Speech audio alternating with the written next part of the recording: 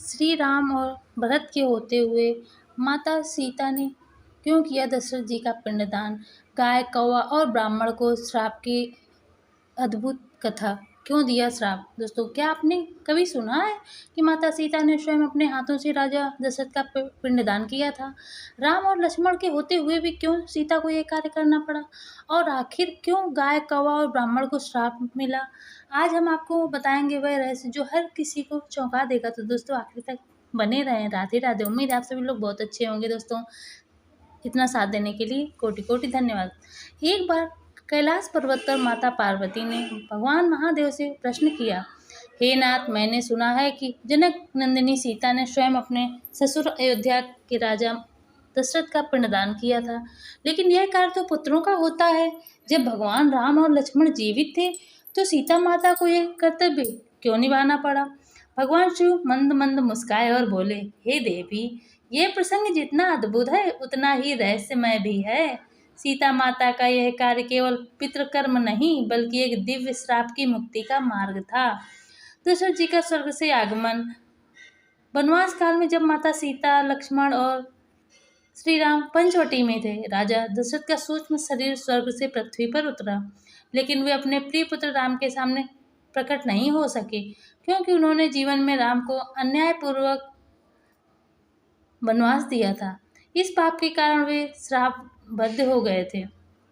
वे केवल माता सीता के सम्मुख ही आ सके।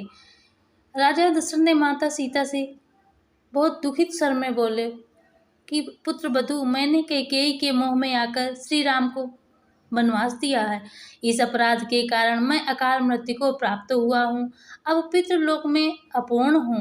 राम स्वयं धर्म मर्यादा से बंधे हैं, इसलिए वे मेरा पिंडदान नहीं कर सकते। मेरा उद्धार केवल तुमसे ही संभव है बेटी।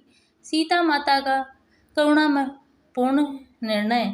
सीता माता करुणा और कर्तव्य से भर गईं। उन्होंने निश्चय किया कि वे अपने हाथों से राजा जी का पिंडदान करेंगी। तत्पश्चात सीता ने पवित्र जल से आचमन किया और पिंडदान की प्रक्रिया प्रारंभ की। उन्होंने गाय को जल दिया, क्योंकि गाय समस्त देवताओं का निवास स्थान मानी जाती है और पितरों का ये संदेश पहुंचाने का माध्यम है गाय।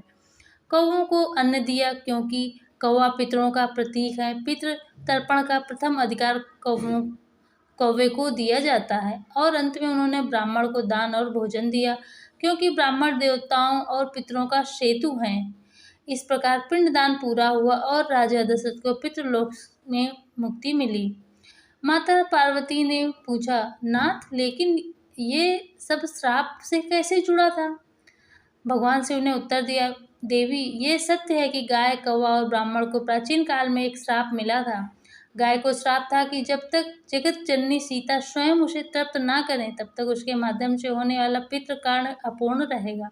कौवा को श्राप था कि वह कभी तृप्त नहीं होगा जब तक सीता माता स्वयं अपने हाथों से उसे अन्न ना दें। ब्राह्मण को भी श्राप था कि उनका श्राद्ध कर्म तभी पूर्ण होगा जब जगत जननी माता सीता स्वयं उन्हें दान देंगी। इसलिए दशरथ जी का पिंडदान केवल माता सीता के हाथों से ही संभव था। भगवान शिव बोले, देवी, यह कारण है कि आज भी श्राद्ध कर्म में गाय को जल, कौवे को अन्न और ब्राह्मण को तृप्त करना अनिवार्य माना जाता है, क्योंकि यह केवल परंपरा नहीं बल्कि एक दिव्य घटना की स्मृति है जब माता सीता ने स्वयं अपने हाथों से पितरों को तृप्त किया था।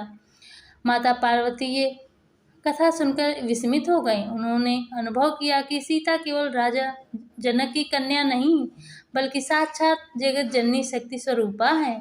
उनके द्वारा किया गया पिंडदान केवल दशरथ जी की मुक्ति नहीं है बल्कि सृष्टि के अनगिनत प्राणियों की तृप्ति का माध्यम बना। तो मित्रों, ये थी वह दिव्य कथा जिसमें छिपा था श्राप, धर्म और करुणा का अद्भुत रहस्य। अगर आपको यह कहानी अच्छी लगी हो तो जय श्री राम लिखकर कमेंट करें और इस दिव्य कथा को दोस्तों सबके साथ शेयर करें। जय जय श्री राम।